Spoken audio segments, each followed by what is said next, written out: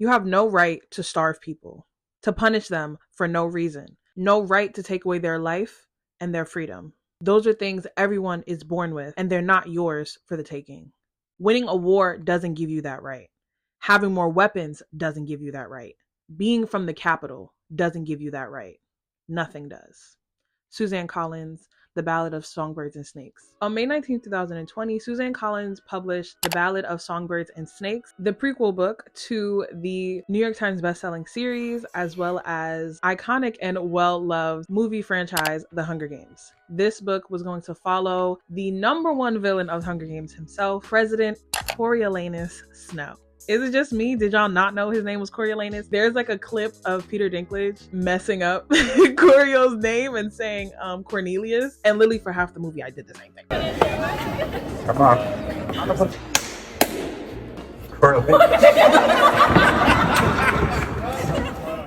Y'all already know I am a book girly. I am very much in the trenches of book talk, booktube. Well, not booktube no more, child. It's too white. Video essay for another day. I've definitely always kept my ear to the streets in regards to what's going on in the bookish community. And so I remember my mutual was talking about this new book coming out by Suzanne Collins that was going to be a prequel.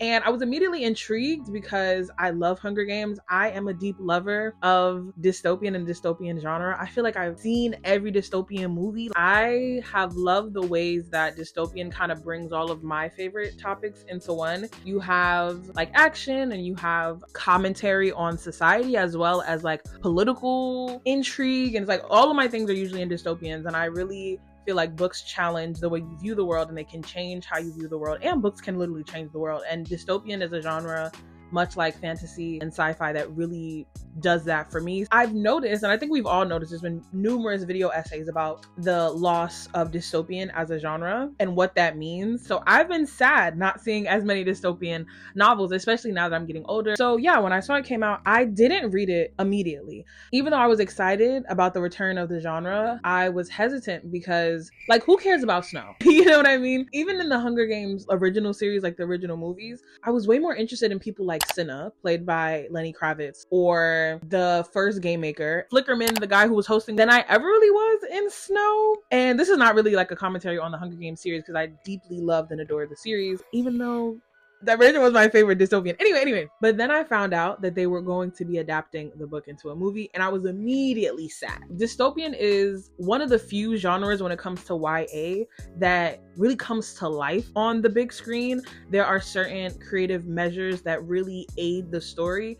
And also, like, it's so cool to see dystopian movies. On Thanksgiving, I saw The Ballad of Songbirds and Snakes, and I just loved it. Like, I didn't have any expectations about what it was going to be. I feel like I was back in like the mid 2010s, like in my teenage years, and just watching Hunger Games and watching Divergent and watching Maze Runner. And I think as a baby revolutionary that I was as a teenager, I of course looked around and saw so many injustices in our society, and dystopian was kind of a place for me to question, like, what does the future look like if certain injustices stay the way that they are, or what do certain tropes that come up in dystopian novels say about our society today? Like, those are questions that have always been on my mind. So in addition to my love of dystopian series and my love of the Hunger Games, I also wanted to watch the movie and in essence make this video because of YouTube censorship. I'm not expert on it yet, but because of the atrocities going on in Gaza, in Palestine, keep Palestine in your du'as. There's been so much rhetoric about this is so dystopian. Like, we are literally witnessing atrocities in a way that we never had before because of the advancement of the internet and of media and the firsthand eyewitness experience. People are able to reclaim the narrative and control the narrative of their own suffering and their own oppression without major media backing or media support. And even in spite of the media, who is still pushing like propaganda, Instagram and TikTok have really allowed us to see things and to really bear witness in a certain type of way. And I wanted to dissect, what does it mean when people are saying that, like, we are living in a very dystopian world? What does that mean when so many of the atrocities that we've seen in fantasy and in series and read in books, or things that have seemed like they were a part of history, and like we would never do that because we're so much more advanced and we know better and we're all like so woke, whatever. What does that mean to watch that unfold in real life? I do feel like the dystopian genre is no longer popular because life has progressively seemed to get worse since dystopians really popped off. Who wants to really create content about how shitty life is when you're living a shitty life? Like, there's no real escapism if you're like writing this book about how capitalism is ruining the world, and then you put the book away or you finish the movie and you're like, damn, capitalism is really ruining the world.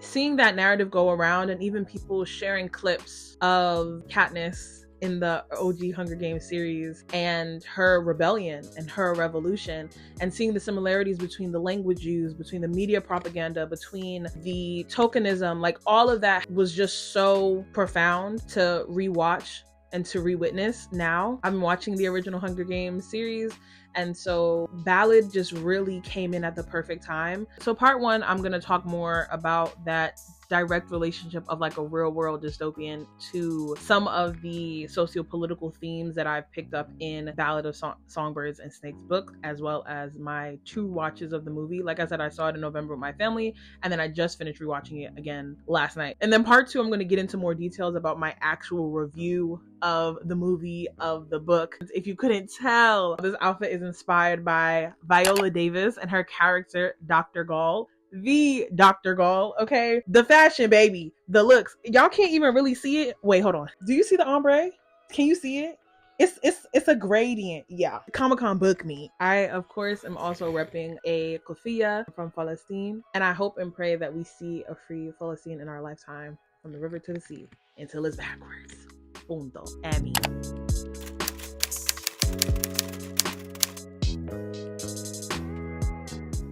One of my followers told me when I went to go see the movie that I shouldn't go watch it because Suzanne Collins said that her inspo behind the Hunger Games was the Iraqi war. And she mentioned that she was using Muslim suffering as a form of entertainment.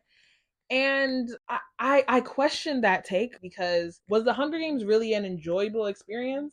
Like, that's the thing about dystopian. When people make media and art and content of this genre, it's not really things that are supposed to be enjoyable. Like, sure, you can talk about if you had a pleasurable experience viewing it, but I don't know, were we supposed to have fun seeing kids fight each other to the death? I'm not interested in arguing about that take, and I think that oppressed people can feel however they want about their oppression being commodified. But what I can say is that it didn't feel like Suzanne Collins in Hunger Games, the OG series, or in this one, wanted suffering to be something that was celebrated. It never gave to me that suffering was the objective. Like, it was clearly to freedom. You think Harriet Tubman was walking around with a nice shiny dress on with a crown on her head when she was taking slaves to freedom? If anything, Ballad is just so much darker, to the point where I deeply felt uncomfortable about a lot of it. I often wanted to cry watching the movie because of how just like emotionally sensitive and raw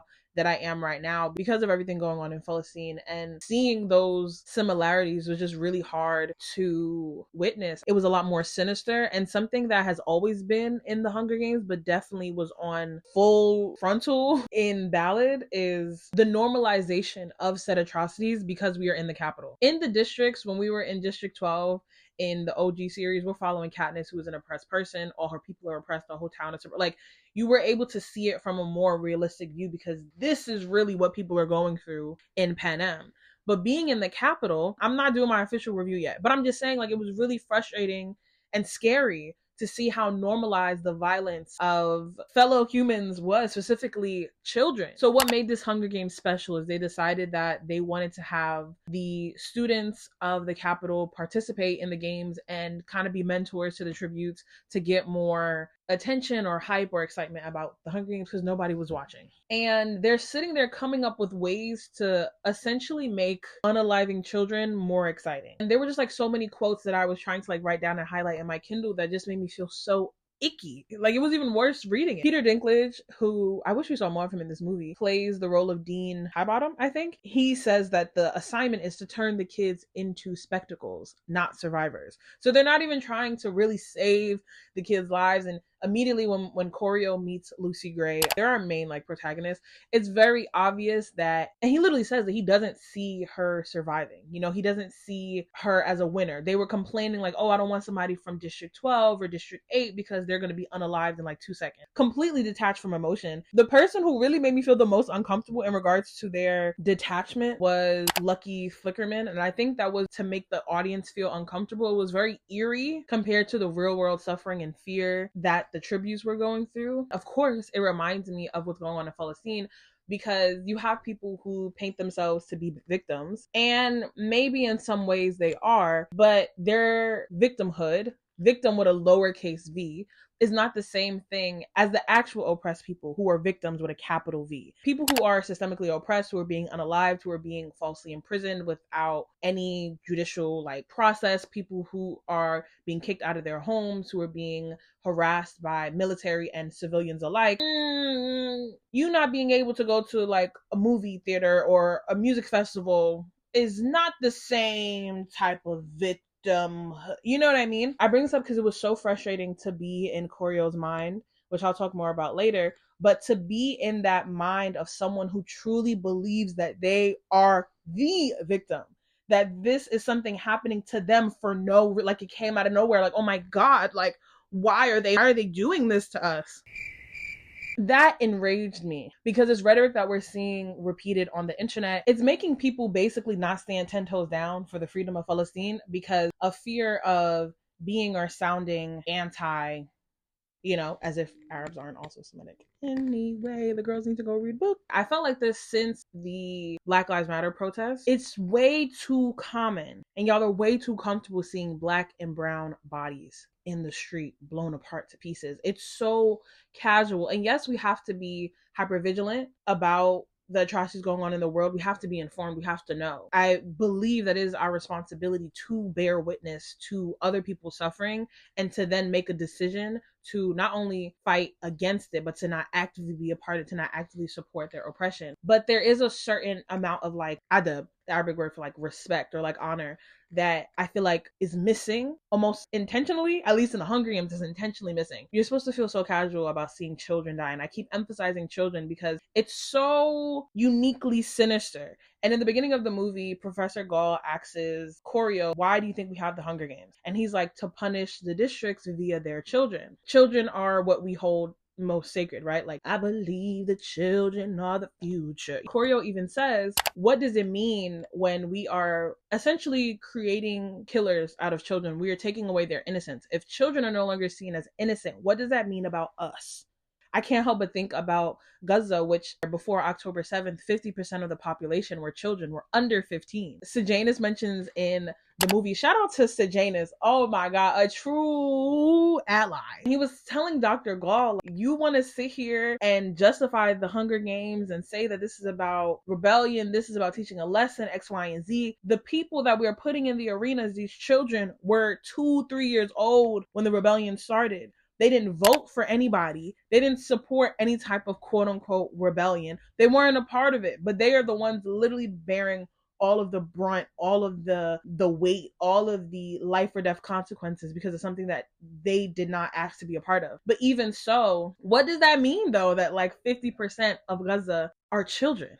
Why do you think that is? Do you think that's not intentional? Does that not signify the amount of violence there? Does that not signify that the only people left are children who can't fend for themselves because there is no infrastructure, who lack access and knowledge and tools to really contribute and better their homes, their society? I think the thing that was so unique about Hunger Games was the addition of media and the ways that media and propaganda help support the liberation of people or help facilitate further discord between citizens and creating like a us versus them type of mindset. It was really interesting to see how in the movie the districts didn't watch the Hunger Games. They didn't even have access to a television. And that was one of the ways that Coriolanus Snow wanted to incentivize people into watching more, and like the idea of making it a spectacle, the idea of making this a sport, the idea of also forcing the districts to witness the atrocities against their own people. When Professor Gall asks the students why do they think people aren't watching, Sejanus,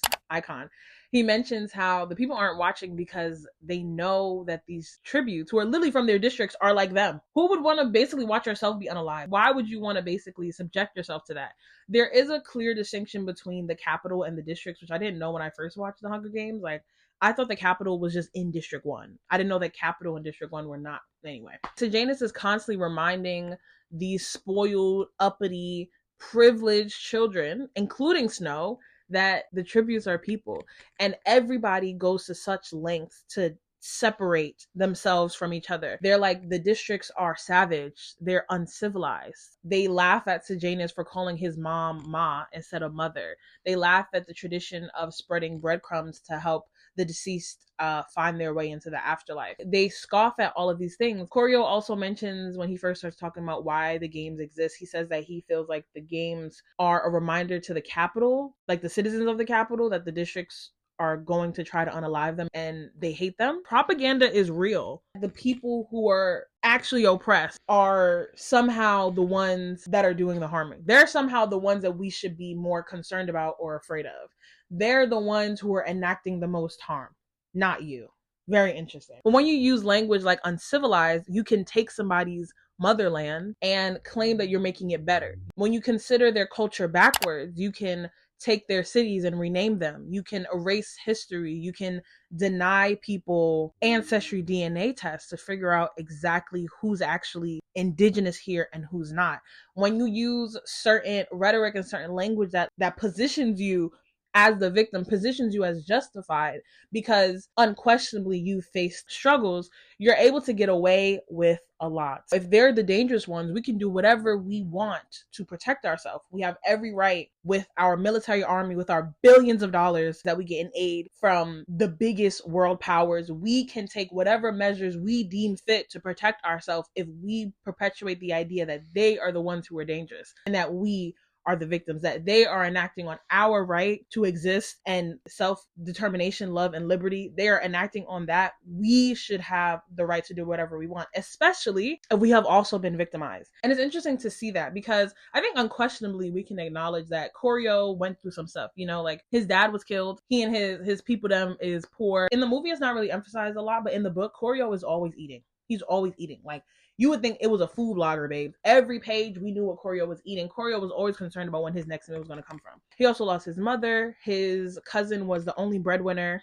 Basically, the family name was relying on his shoulders. And I'm sure there's some trauma there, of course, right? And just like we can acknowledge with Jewish people the historic oppression that they've faced. However, to then use that said trauma as justification to traumatize and oppress other people is never going to slide with me. It ain't never gonna slide with me. And if anything, the ability to create power, to harness power, to then enact harm on somebody else implies that there's a certain level or access to privilege that you have that the other people don't. The ability to kind of rebuild. Like, I think about with Corio, how yes, he don't got no money, but Corio is still in the capital, living a way better life, broke, than I think the richest person in 12 would even be living. The fact that Corio has access to education for free because he lives in the capital, they give away free food. The fact that he has the option to go to university and he's on track to basically win the prize for a full ride scholarship, that's privilege. And so it was really freaking annoying, and it is freaking annoying to continuously hear people talk about, what's your stance on this? How do you feel about what this happened on this date? What are you asking me that for? What are you asking me that for? That's like somebody who got a broken bone complaining versus somebody who just had their leg and their arm amputated without anesthesia while awake. Why are we talking about your broken pinky, Bookie? Like, there's so much other stuff going on. There's also this running theme in the movie about the rebellion. They're constantly talking about the rebellion, which was only 10 years prior. But I just always question, who are the rebels? Because as a African-American and Afro-Caribbean Black Muslim woman whose ancestors were enslaved, my people were always considered rebels. All of my community leaders were arrested, ran out of the country, or unalived. Even if eventually the US government felt like it was actually in their benefit to start praising them and giving them holidays. And if you look historically throughout the world, whenever oppressed people try to take back control, take back power, they are seen as the rebels. They are seen as the ones who are disturbing the peace, as they should. If somebody who is fighting for their homeland, for their people, for their lineage, for their ancestors and those to come against a very clear oppressor, if they're a rebel, then so be it. And I've seen people on the internet being like, what if the Native Americans wanted to throw us all out of the US and overthrow the Buki, Buki, no me importa. You let me know. Invite me to the powwow when we plan it. You let me know what are you talking about? What are you talking about? It's interesting to see labels like rebel or capital T being thrown around when your skin is a certain hue, when you speak a certain language, when you worship a certain religion, and who is able to lean into victimization and really be seen as the morally upright because of what language they speak, what religion they follow, and what color their skin is. Oppressed people have the right to fight for their dignity, to fight for their freedom. That is a God-given right. Nobody can take that away. That is also, I'm pretty sure, a right that is upheld via the UN. I'll put something on the screen. And once again, it just goes back to the conversation of propaganda, of narrative, of the power of language, of trying to weaponize these things against the people that are actually suffering. Privileged people who are part of an oppressed group, the way that you guys pervert oppression and marginalization and weaponize it to further push your privilege further. You call Taylor Swift out for her bad behavior, you're a misogynist. You call out a state for genocide and you're an anti-Semite. The way that when a particular group of people have any claim to oppression, the way that they weaponize it to further drive their privilege and minoritize and marginalized people. Gloves are off.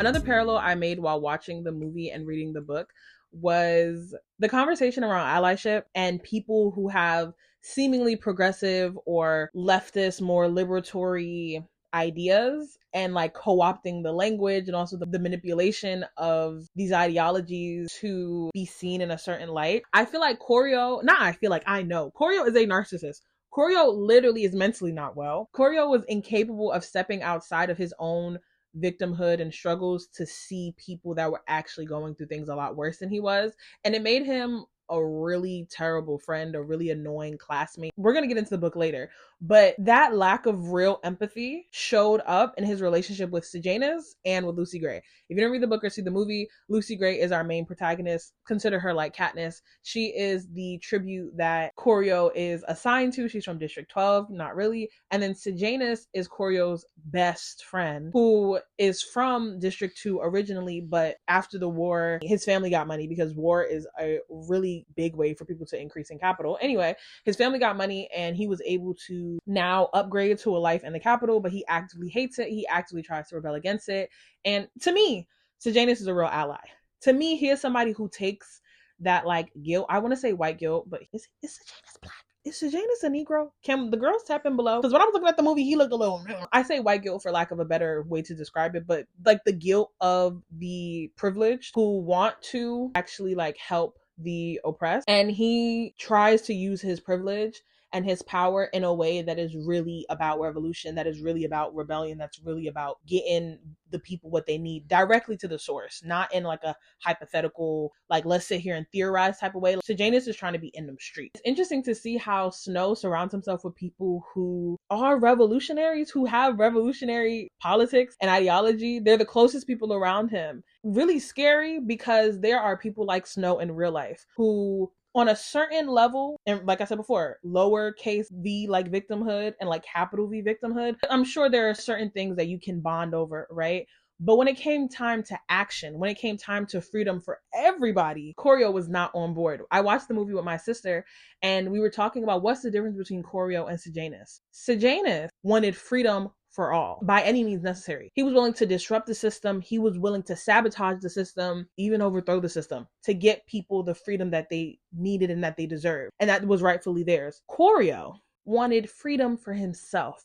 Koryo did not want to be impacted by the negative things of society. He wanted his seat of privilege. The entire book, He's like, bro, but snow lands on top. Like, I'm supposed to be big dog. How are you oppressing me? I'm white. You don't see this hair? You don't see this like whole Aryan race thing he got going on? You don't see the platinum blonde and these blue eyes? I'm Captain America. You cannot oppress me.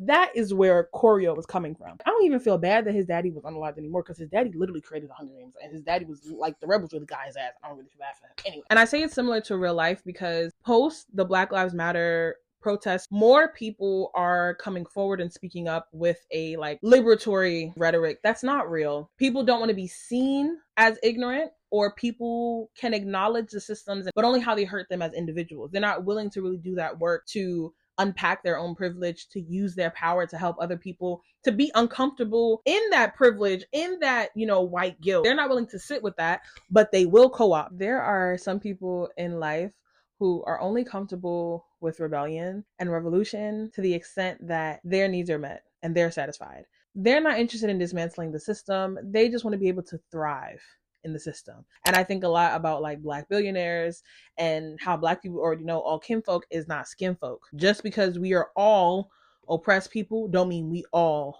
want freedom. What was really sad and sick to see was the length mentally and literally that Koryo was willing to go to get the things that he wanted to get. Spoiler alert, got Sejanus unalived. He literally threatened Lucy Gray, who I'm going to talk about in a little bit. And the worst part about it was he, like most of these people in real life and like most like narcissists and abusive people, they're not even upfront about their stuff. It's real slimy. It's real was-was. It's real slithering in the back. It's so funny that the title has something about snakes in it, because that's exactly what Koryo was. The entire book, everybody, including Sejanus and even Koryo, referred to Sejanus and Koryo as best friends. But Koryo in his head was like, I don't like that nigga. Not only did Koryo not like Sejanus, he literally mentioned in the book that Sejanus stole his life.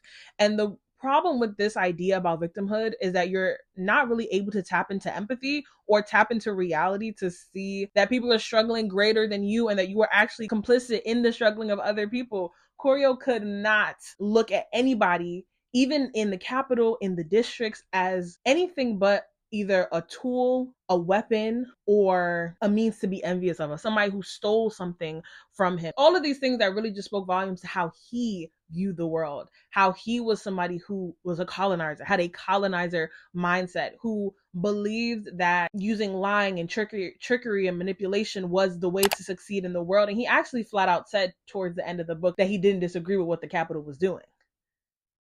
There was also this level of like, be happy that you got these crumbs that Koryo has that, oh my God, reminds me of so many white people in real life and like on, well, not in real life, I don't talk about it. Reminds me of so many white people on the internet who feel like, oh my God, we had a Black president. Look at all these Black billionaires and I see Black people way too much for my liking. And so like, y'all should be happy with what you got. Why do you want to disrupt the system anymore? Like clearly racism doesn't exist. If anything, you're being racist to me. That's Koryo's vibe. What's so funny though, is like, once you really start learning from the greats about abolition work and about revolutionary ideas and like leftist stuff, you realize that these systems hurt everyone. Whether the system is capitalism, patriarchy, white supremacy, they hurt not only the oppressed, but also the people that they give the privilege to. I don't know when this video is going up, but I talked a little bit about like Muslim gender wars in my Confessions of a Muslim Lover Girl video, so go check that out. We can all acknowledge that patriarchy and misogyny was created by men and it also harms them. We can also acknowledge that capitalism harms all of us, even the people that are capitalists in a certain way.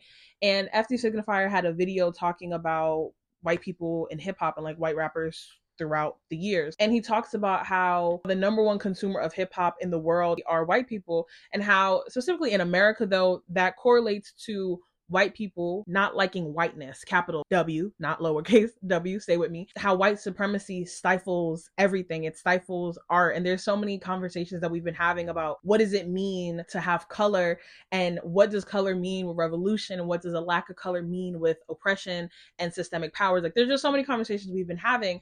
And it's interesting that FD said that, because if y'all have never been around white people, whiteness is insufferable. Even when I watch like certain white shows, the way that it's really common to be fake with each other, to be around people that you really view as competition. There's no real love there. The hyper focus on how you look, your appearance, especially with white women. There's a reason why in all of those like early 2000s and like 90s white sitcoms, you see all of these white women talking about how much they hate themselves. They talk about all of the methods they go to abstain these standards of beauty, these shows of like white men at work. And it's like, is anybody having a good time? I understand why your son is over here blasting Boys in the Hood. Like, it makes sense when you really consider the way that white supremacy negatively impacts white people as well. And Corio couldn't sit back and be like, oh my God, like the Capitol is oppressing me. Maybe we should get some, I don't know, like some healthcare. Maybe we should get some food stamps. Like maybe we should get some public services. Instead of really being about any real growth or success, he was like, oh my God, I hate the districts. Oh my God, Sejanus is taking my life. Like it was so insufferable, because the answer and the solution to end your suffering is right there. And in America, we already know that America has been very intentional about keeping oppressed people not in community with each other by causing things like diaspora wars and like anti-blackness amongst non-black POCs. Poor white farmers have way more in common with black people than they do with rich and upper middle class white people, even if it's not unilaterally oppressed, even though you're not oppressed in the same way. That if we really open our minds, we would really be able to have the tools that we need to create new systems for us all to thrive. I'm not going to sit here and act like I have the answers. I don't, but it's very obvious that Coriolanus doesn't either. Let's talk about Lucy Gray.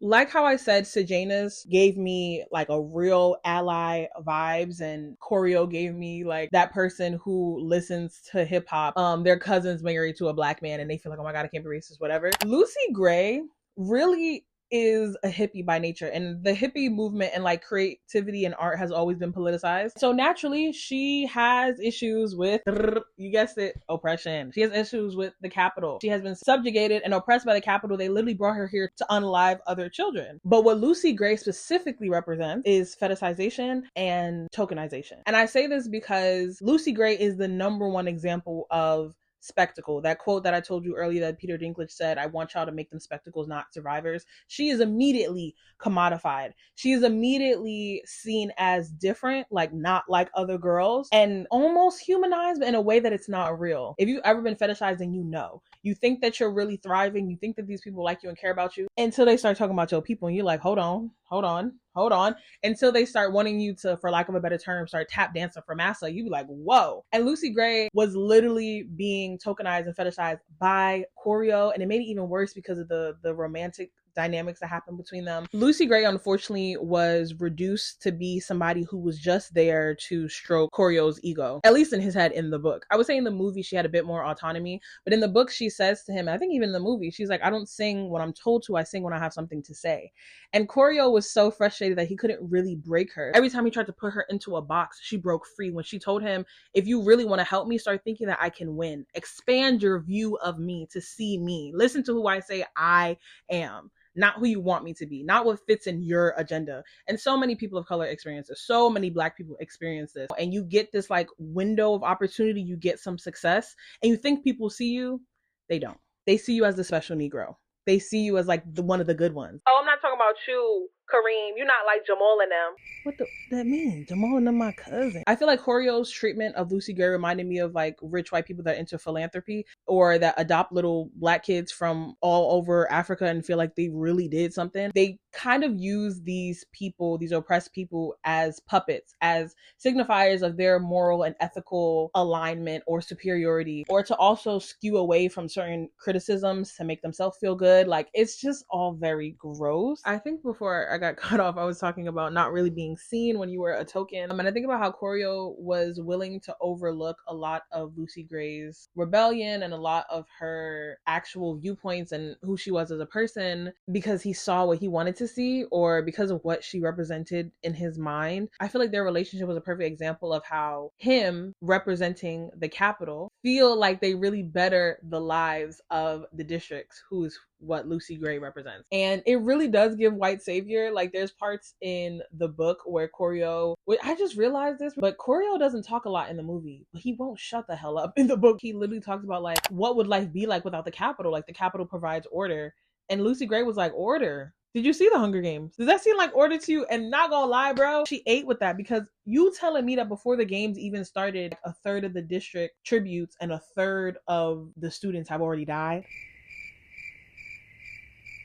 And this is order? Oh, Bookie. Now, one thing for sure, two things for certain, Lucy Gray is not dumb. She's kind, but she's not dumb. And what I really respected were the times that she asserted herself, that she didn't try to shrink herself, that she took up space, which as an oppressed and marginalized person, that is the hardest, but also some of the most important work that you can ever really do. Even the movie starting off with her singing. Now, I'm not gonna lie, I wasn't expecting singing. I thought Ballad was just a play on words. I didn't know the author was gonna be sitting there writing stanzas. She in there writing like she Hosier in a book. Anyway, she just refused to be silenced. She demanded to be seen. That benefited Choreo because he got to bask in some of that glory. But in his head, he really felt like that was him. He didn't see that as like her spirit, her rebellious nature, her revolutionary like hippiness, and how that is the reason she was able to take up space. Choreo lived a really sad life of like shrinking himself into these systems, like I talked earlier about what it means to be around white culture. And how stifling that is, how restricting that is. And then you see somebody like Lucy Gray, you see Black people, you see Black and brown indigenous people, and there's so much life that we have, and it's frustrating to see people actively trying to suck it away, trying to suck the life out of you, to try to get some of that sauce, como se dice, eso sabor, the flavor, the swag from you. It's not something that can be authentically replicated. It's truly who you are. One of the ways that Lucy Gray makes it very clear that she's not willing to be tokenized or fetishized, like I kind of mentioned earlier, was the singing. Choreo from jump was like, you're gonna keep singing, you're gonna sing again, you're gonna sing again, you're gonna sing again. There's so much history of Black and brown women specifically, I can talk mainly about Black women of course, literally being seen as a freak show or a circus act or a parlor trick, and like dragged across Europe and the Americas to serve as nothing but entertainment for the oppressors. And if you only saw the movie, you may think that I'm giving Lucy Gray too much like wokeness, but in the book it's very clear, and she mentions it in the movie too towards the end before Choreo starts wilding out, that she believes that human beings are born with an innate goodness. And this conversation about morality, about human nature, or fitra as we call it, it was really impactful, I should say, because Dr. Gall is very clear on her stance that human beings are innately animals and savage. Like, it's interesting now that I think about it though, that she has this opinion, but she doesn't feel like the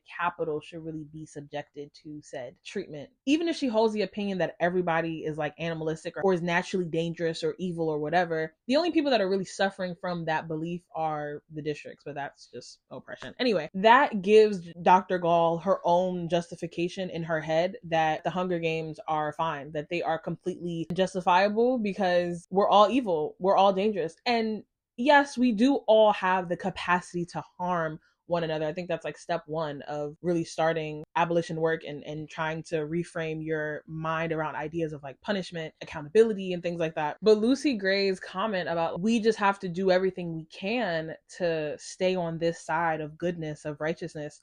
And obviously, like as a Muslim, as a woman of faith, that's something that I deeply hold on to. Like that's a belief that I have. I know that things are a bit different in regards to like what like Christians, for example, believe. As Muslims, we believe that you have your fitrah, which is naturally aligned with God, and you do have to spend your life making sure you stay on the right side of that line, that you stay in that alignment, that you keep that balance, and keep, as we say, on the sirat al-mustaqim. Don't forget about the deen. Shout out to Lauryn Hill. But I bring this up because that belief in the goodness of people is projected in how not only Lucy Gray acts, but how she treats people. Also in how difficult it was for her to really be in the Hunger Games. I'm not saying that Katniss was out here like really slicing and dicing people, but Katniss has a certain edge to her that Lucy Gray didn't. There was a certain roughness and there was a certain burden and hardening of the heart that Katniss had that Lucy Gray didn't allow to really impact her in that way. She still had hope. She still believed, like I said, in goodness. And that's why when she got into the arena, like Lucy Gray did, she was not there to really kill anyone. And you could see how choked up she was with the two people that she did unalive. Like it really affected her. But if you are like Choreo, who, spoiler, towards the end of the book and the movie, he aligns himself more with Dr. Gall and has this belief that like human beings are a thing to be controlled. We are innately bad and dangerous and evil. Because of that, he is able to justify and excuse all of his hardship. Like that scene at the end where he's like, 3 dead bodies is enough for me. First of all, why would you say that?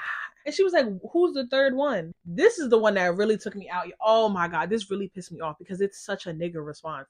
He was like, I had to unalive myself. I had to unalive the old me to become the new me. It's such light-skinned rhetoric. Like, I turned to my sister, I said, you see this? Men are full of it. They don't ever fall for no stuff like this. I also was deeply triggered by Corio and Lucy Gray's relationship. I call him Corio not out of like fondness, but because it's just a lot easier than saying Coriolanus, no? Yeah, I think most women probably feel that way because this is truly what it's like to be in a relationship with an abuser, with a narcissist, with a manipulator, with somebody that wants to do you harm, with somebody that has the worst intentions. And that's scary. I think women, especially Black women, we're always told to like choose better. Women spend our whole lives using all type of maneuvers and techniques to stay away from the dangerous men, to not be caught with the dangerous men, to hope and pray that you don't marry the dangerous man, the abusive man, the narcissistic man that everybody knows about. You want to talk about wolf in sheep's clothing? Corio was dangerous with reading the books. He reminded me so much of Joe Goldberg from You. If you watch the show, we are in Joe's head, and I feel like that's the one thing that was missing. Yeah, I guess this is my official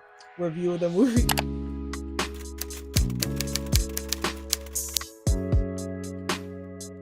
Like, I remember when I first watched the movie on Thanksgiving, I didn't understand per se why even Corio like set up Sejanus and like got him unalive. How did we go from there was some type of relationship there at least to him getting Sejanus unalive and like trying to kill Lucy Gray? Like, how did we get here? And you missed that because of the movie. You're not hearing his Joe Goldberg thoughts. Baby, in the book, every time Coriolanus Snow is not speaking, he is talking so badly about somebody in his head. When that girl died after she was playing around with that tribute, trying to be like, oh, here's the water. You want the water? Come beg for the water. When the girl was in the zoo and then she broke the bottle and boop, I got it. Anyway, when that happened, Corio was at her funeral like, she don't really deserve all of this. She wasn't really a good person. Like, that's what you get for poking the bear. Which, okay, factual, but damn, why are you saying that? Or somebody would come up to him and be like, hey, Corio, and he'd be like, hey, and in his head he's like, I hate that guy. Even Lucy Gray singing. Lucy Gray is sitting there, can't take my charm, you can't take my humor. Oh my God, what was that song when he was in the hospital and she was singing it to Billy Tope? Oh, I love that song. Something about the reaping. Lucy Gray singing her little heart out. Every time she opens her mouth, Snow is in his head like, girl, this song is real stupid. Who wrote these lyrics? Is this song for Billy Tope? Is this song for Billy Tope? When's she gonna sing about me? Why she don't write about me? Why are you singing so much? Like, who cares about music? You cannot pay me to reread that book or watch the movie again. Well, actually, I could watch the movie again. I cannot read that book. Oh my God. I don't know if I mentioned I gave the book 1 star on Goodreads. So it was just even more sick and sinister to read about how he was so manipulative towards Lucy Gray. And the craziest part, the scariest part, is he felt so justified. He literally was like, look at everything I did for you, Lucy Gray. Which I would argue that they were in a symbiotic, mutually beneficial relationship. Well, the power dynamics were a bit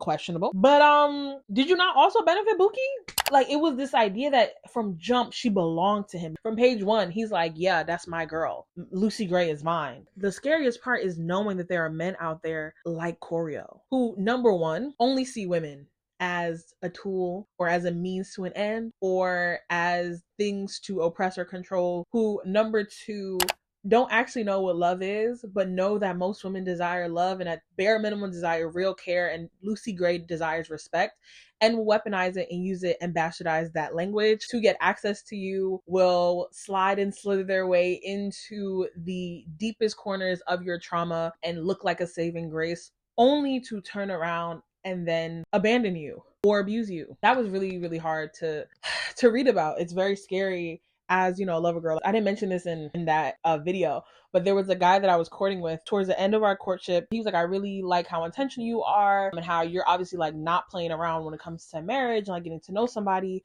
But he was like, what's the hesitation? Like, what are you so scared about? It wasn't accusatory. It was just like, what's the problem? Like, bismillah, we can figure it out. It was like a lightheartedness that he had that was very annoying. Just to be honest, in that moment for me as a Black Muslim woman. And I had to explain to him, do you know what the rates of intimate partner violence is for Black women, or specifically amongst the Muslim community? he also wanted to have a lot of kids. And I was like, do you know that abuse spikes when a woman is pregnant because of how deeply vulnerable she is?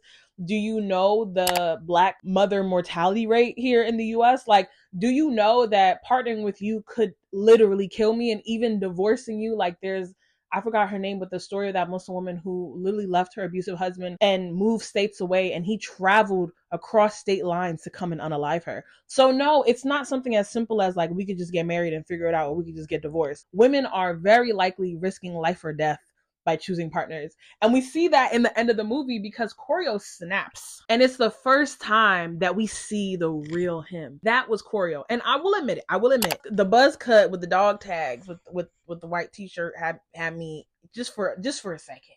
You know, I'm just a girl. So not una chica. Not gonna lie, Choreo had me in the first half.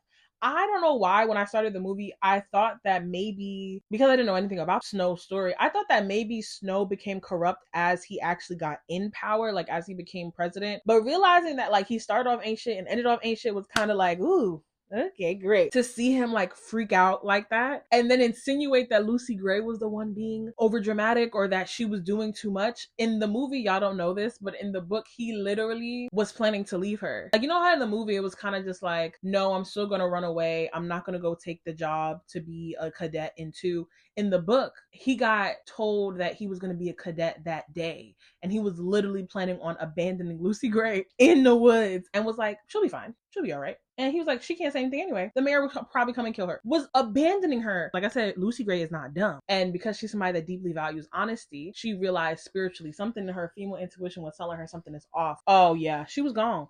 And when he was sitting there shooting at the birds, I said, this is why I can't be with a pasta and lobster. Because that snap. Last thing I want to say about Lucy Gray, there's the scene where Lucy Gray, she's singing to the snakes and then everybody is like watching. She won the Hunger Games at that point, but Dr. Gall is not letting her out of the arena. Those were the few moments where Lucy Gray was seen, not as a token and not as a tool or a puppet for Choreo or the Capitol. And funny enough, those are the times where she was singing. As a singer, I really deeply value my voice because they're some of the most intimate, raw moments of like my life. I point that out because when she was really seen, then came change. Then came unity. All of the students in the room were like, Dr. Gall, let her go, because they saw her. And in seeing her, they saw themselves. They were like, bro, look at everything she's been through. She got these snakes crawling on her and you don't want to let her go. Like, it was given, let my people go. Back to the thing about social media and us being able to kind of have the narrative, have these firsthand witnesses and narratives in our hands of the atrocities going on around the world. We see them past whatever CNN and stupid stuff is on social media, all these stupid ads on YouTube, all of the propaganda that we see on social media and on the news and in the newspapers, whatever, we see the suffering. And this is why it's so important to take up space, to tell your story, to take control of that narrative. This is why representation is so important. This is why putting the voice and the power in the hands of the people is so important. Because like I said, when we see that fitra, that innate goodness that we have as people kicks in and it mobilizes us. It is why indigenous, Black and brown people from across the globe, oppressed people from across the globe are standing with Palestine. It is why we are all walking around with kufiyas. It is why activists are saying that we are all Palestinian. We all see each other. And that moment, that trueness of connecting, of empathizing, of feeling is so important. It's something that I hope never goes away. And I think that's why sometimes a lot of the gore and the violence and the death can be negative. If you become numb to seeing Black and brown people suffering, that won't mobilize you. If nothing else, we can bear witness. In Arabic, the word for a martyr is shuhadat, which roughly translates to the one who witnesses. We all deserve to be seen. We all have the capacity for harm and to help. There's so much power in our hands. And it's been beautiful to see people stand up and take action. Like the girls are in boats blocking shipments that are going to, is not real. The girls are calling their representatives. They are flooding the phone lines. They are marching in the streets. They are shutting down major cities. Starbucks is losing billions of dollars. We are standing on business. And that's how I know Palestine will be free. That's how I know. I've literally been filming for so long. Thank you guys so much for watching this video. This is the first like media analysis critique that I've done in a very long time, and especially with my channel rebrand. And I really had a lot of fun. I'm sorry if this is a bit like all over the place. And I wanted to give you guys like my raw opinions and reactions to things, but also of course tie it to the world and tie it to history, because these things are always going to come up. Art imitates life and vice versa. I of course would love to hear your thoughts on Ballad of Songbirds and Snakes movie or the book if you read it. How do you feel about dystopians? What's your favorite dystopian? Girl, what's your favorite Hunger Games movie? And of course, comment below any movies, books, or TV shows that you want me to react or like review or analyze from this lens. I don't know if it'll be out by now, but if it is, down below you can find my Patreon, which is very new. I've literally never said that before. But I decided to start a Patreon with this new rebrand because I, inshallah, plan on pushing out a lot more content. And the Patreon would just have like behind the scenes, especially with pop culture stuff. I definitely want to do live shows of me like watching the movies or reviewing an episode of something, or even doing like Netflix watch parties. That's something I definitely plan on doing, inshallah, in the future. More info down below. As always, please keep Palestine in your duas. Please keep the Congo in your duas. Please keep Haiti in your duas. Please keep all of your oppressed people around the world in your duas. And never stop seeing each other. Never stop demanding to be seen. Thank you guys so much for watching this video. Make sure you follow me everywhere on the internet at Sincerely Tahiry. And I'll see you in my next.